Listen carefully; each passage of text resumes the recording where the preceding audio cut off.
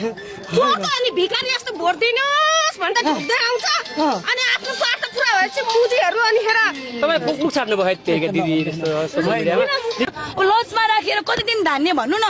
त्यो पैसा कहाँबाट आउँछ त्यो पैसा कहाँबाट जुड्छ भन्नु न लजमा राखेर यत्रो जना मान्छेहरूलाई चाहिँ लजमा राखेर पोसिबल हुन्छ यो खेलाउन हो र भने मजाक हो र भने उहाँहरूलाई दिगो चाहियो के लजमा राखेर 3-4 दिन लजमा राखे जस्तो गर्ने अनि राजनीतिकरण गर्ने अनि सत्तामा पुग्ने यसरी त हुँदैन नि त दिगो विकास चाहिएको हामीलाई दिगो व्यवस्थापन चाहिएको हो के उहाँहरूलाई त्यही भन्न चाहन्छु म यो सरकारलाई भोलि आउने कि नआउने यता म त अब म त अन्याय परेको ठाउँमा त जहिले पनि म उपस्थित हुन्छु है चल्यो भने प्रतिकार गर्नुहुन्छ र मलाई एउटा कुरा के भन्न मन छ भने मलाई आज डोजर हेर्न आएको के वास्तवमा आज मलाई त्यो डोजर हेर्न मन लागेको थियो हिजो रवि लामे छानेर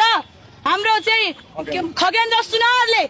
सुकुमवासीमा डोजर चलाएको खण्डमा सबैभन्दा पहिला म छाती थाप्न जान्छु भनेका व्यक्तिहरूको भन्नुभएको व्यक्तिहरूलाई कस्तो खालको डोजर रहेछ भनेर म खासमा डोजर हेर्न आएको क्या